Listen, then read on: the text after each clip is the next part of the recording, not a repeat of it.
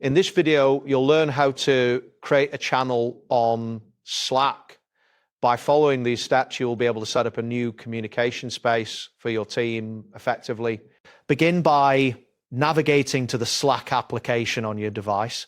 If you are using a web browser, go to the Slack website and sign into your workspace. If prompted, enter your email and password to access your account. This will ensure you're on the correct workspace. Once you are logged in, locate the sidebar on the left side of the Slack interface. You should see a list of channels and direct messages. Look for the option labeled Create a Channel. This button is typically found at the bottom of the channel list. Click on it to initiate the channel creation process. After clicking Create a Channel, a new window will pop up. In this window, you will first see a field labeled Name. Click on this field to enter the name of your new channel. Choose a name that reflects the purpose of the channel, as it will help team members understand its focus. Once you've typed in the channel name, look for the Next button located at the bottom right of the window. Click on Next to proceed to the next step in the channel creation process.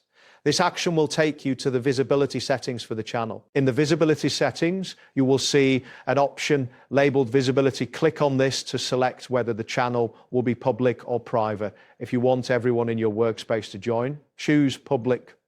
If you prefer to limit access, opt for Private. Next, confirm your visibility selection by clicking on the option that corresponds to your choice. If you selected Public, click on Public Anyone in Workspace name.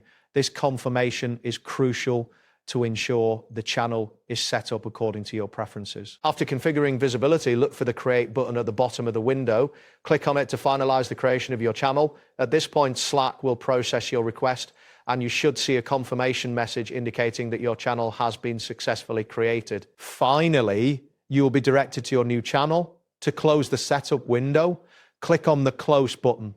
This will return you to the main Slack interface, where you can start using your new channel for communication and collaboration. That wraps up today's guide.